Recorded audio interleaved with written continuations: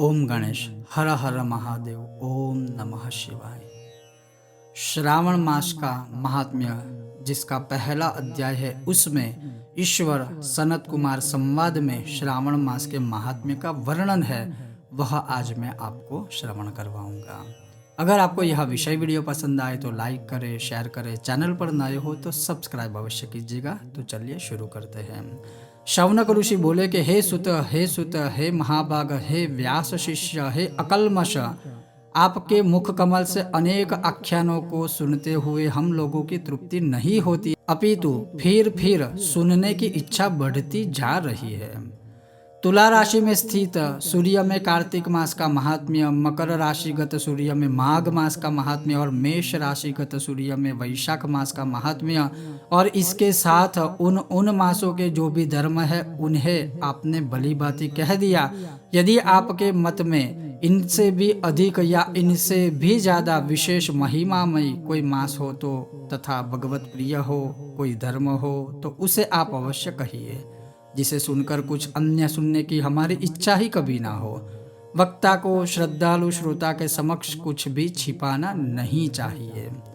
तब सुत जी बोले कि हे महामुनियों, आप सभी लोग सुने, मैं आप लोगों को वाक्य गौरव से संतुष्ट हूँ। आप लोगों के वाक्य गौरव से अत्यंत संतुष्ट हूँ।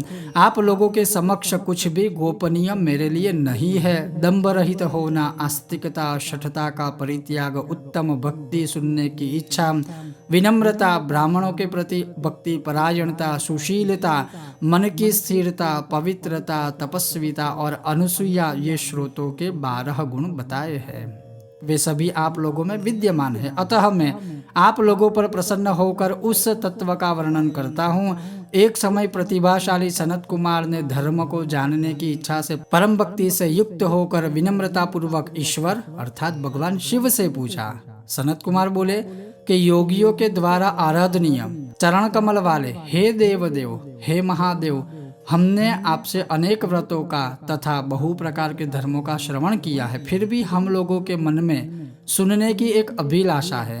12 मासों में जो मास सबसे श्रेष्ठ हो, आपको अत्यंत प्रिय हो, आपकी प्रीति बढ़ाने वाला हो, सभी कर्मों की सिद्धि देने वाला हो, और अन्य मास में किया गया कर्म यदि इस मास में किया जाए तो वह अनंत फल प्रदान करने वाला हो। हे देव, उस मास को बताने की कृपा कीजिए। साथ ही लोकानुग्रह की कामना से उस मास के सभी धर्मों का भी वर्णन कीजिए। तब ईश्वर उवाच अर्थात महादेव जी बोले, हे सनत कुमार, मैं अत्यंत गोपनीय भी आपको बताऊंगा। हे सुव्रत, हे विधि नंदन, मैं आपकी श्रवण इच्छा तथा भक्ति से प्रसन्न हूँ।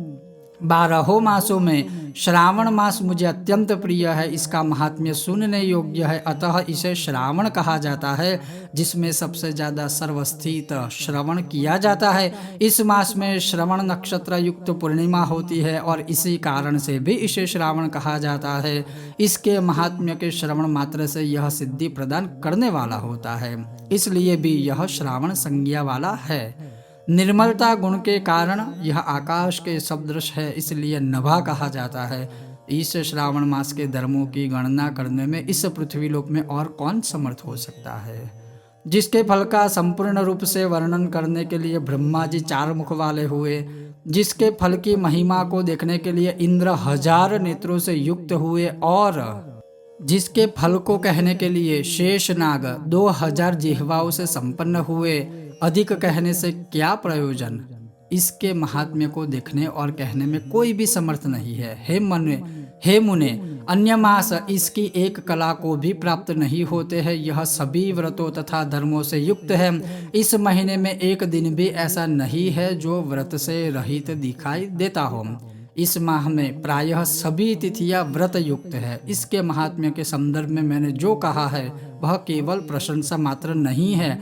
आर्तों, जिज्ञासुओं, भक्तों, अर्थ की कामना करने वाले, मोक्ष की अभिलाषा रखने वाले और अपने अपने अभिष्ट की आकांक्षा रखने वाले चारों प्रकार के लोगों, ब्रह्मचर्य, गृहस्थ, वानप्रस्थ, संन्यास आश्रम वाले को इस श्रावण में व्रतानुष्ठान अवश्य करना चाहिए। सनत कुमार बोले कि हे भगवान, हे सत्तम, आपने जो कहा कि इस मास में सभी दिन एवं तिथियां व्रत रहित नहीं है, तो आप मुझे बताइए, आप उन्हें बतलाइए किस तिथि में और किस दिन में कौन सा व्रत होता है, उस व्रत का अधिकारी कौन है, उस व्रत का फल क्या है, उसकी विधि क्या है, किस किस ने इस व्रत को किया है, उसके उद्यापन की विधि क्या है, प्रधान पूजन कहाँ हो और जागरण करने की क्या विधि है, उसके देवता कौन है, उस देवता की पूजा कहाँ होनी चाहिए, उस देवता की पूजा कैसी होनी चाहिए, पूजा के लिए सामग्री क्या क्या होनी चाहिए, किस व्रत का कौन सा समय होना चाहिए। हे प्रभु, आप सर्वस्व मुझे विस्तार से श्रवण करवाइए। यह मास आपको प्रिय क्यों है, किस कारण यह पवित्र है, इस मास में भगवान कौन सा अवतार हुआ, अर्थात भगवान का कौन सा अवतार हुआ, श्रेष्ठ कैसे हुआ, इस मास में कौन कौन धर्म अनुष्ठान के योग्य है। हे प्रभु, यह सब बताए। आपके समक्ष मुझ अज्ञानी का प्रश्न करने में कितना ज्ञान हो सकता है, अतः आप संपूर्ण रूप से बताए। हे कृपालो, मेरे पूछने के अतिरिक्त भी जो कुछ भी और प्रश्न मेरा बाकी रह गया हो, उसे भी आप मुझे बताइए। रविवार, सोमवार, भौमवार, बुधवार, बृहस्पतिवार, भृगुवार और मंदवार के दिन जो करना चाहिए हे विभो, वह सब मुझे बताइए।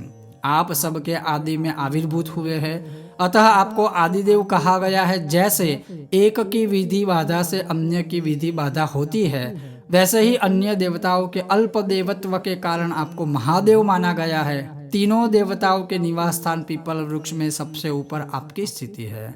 कल्याण रूप होने के कारण आप शिव हो, पाप समूहों को हरण करने वाले आप हर हो। आपके आदिदेव होने में आपका शुक्ल वर्ण प्रमाण है, क्योंकि प्रकृति में शुक्ल वर्ण ही सबसे प्रधान है, अन्य वर्ण विकृत है। आप कर्पूर के समान हो, गौर वर्ण के समान हो, अतः आप आदिदेव है।